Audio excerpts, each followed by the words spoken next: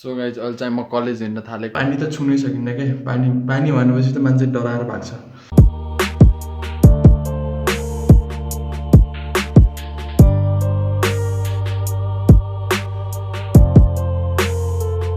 So hello guys, welcome back to my new video. So आजको भिडियोमा चाहिँ तपाईँलाई स्वागत छ।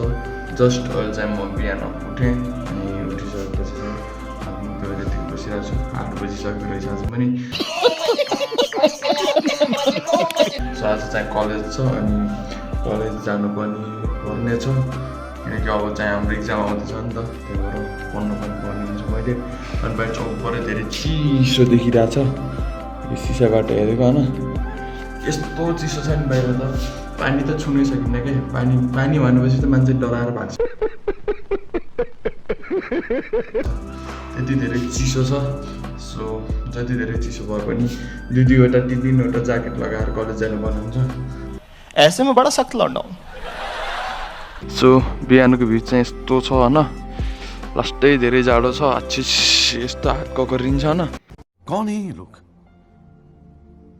कहाँ से आते हैं? अनि त्यही नै हो, लास्टै धेरै चिसो बढ्यो। अझ बिहान त होइन उठ्नै नसकिने क्या। बिहानमा त के हुन्छ भने लास्टै धेरै जाडो हुने क्या, यस्तो छतमा आएर बस्दा पनि पुरै के हुन्छ नि, पुरै हुने क्या। मस्त जोक मारा रे, ये हंस रे हल्कट हंस। लास्टै धेरै जाडो छ होइन। अनि मेरो स्कुल चाहिँ यतातिर पर्छ। सो हामी यहाँबाट जानुपर्ने हुन्छ, धेरै टाढा त छैन, त्यही पनि लास्टै जाडो हुन्छ। सो गाइज अहिले चाहिँ म कलेज जानु थालेको।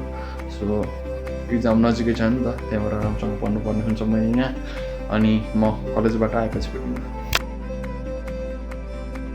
सो अहिले चाहिँ म घर आइसकेँ। अब चाहिँ मैले खाजासाजा खाएर यहाँ बस्नुपर्ने हुन्छ, पढ्नुपर्ने हुन्छ। सो अहिले चाहिँ हामी कलेजबाट आएर पनि नास्ता खाइयो। अहिले चाहिँ रोटी बनाएको थियो, सो दबाएर खाइयो है। अनि त्यही नै हो। अनि अहिले बाहिरको भ्यू चाहिँ यस्तो छ। तर यो बिहान र बेलुकीमा त ओभरै धेरै जाडो हुन्छ, दिउँसोमा पनि जाडो हुन्छ, बट ठिकै जाडो हुन्छ। तर बिहान र बेलुका त लास्टै धेरै जाडो हुने क्या, यस्तो धेरै जाडो हुन्छ नि, पुरा हात त झर्ला जस्तो हुने क्या। यस्तो ग्लभ्स लगाएर बस्दा पनि होइन, पुरै के पानी छुन डराउँछ मान्छेहरू। अनि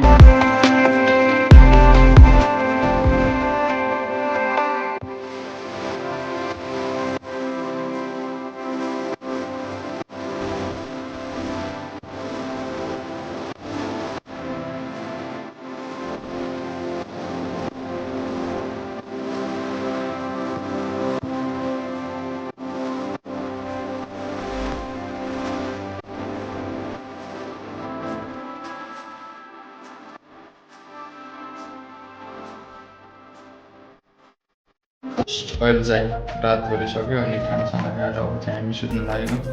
so thanks for watching this video. अनि भिडियो मन पऱ्यो भने लाइक गरिदिनु होला, अनि च्यानलमा नयाँ हुन्छ भने सब्सक्राइब गरिदिनु होला, र एउटा कमेन्ट छोडिदिनु होला। नेक्स्ट ब्लगमा भेटौँ।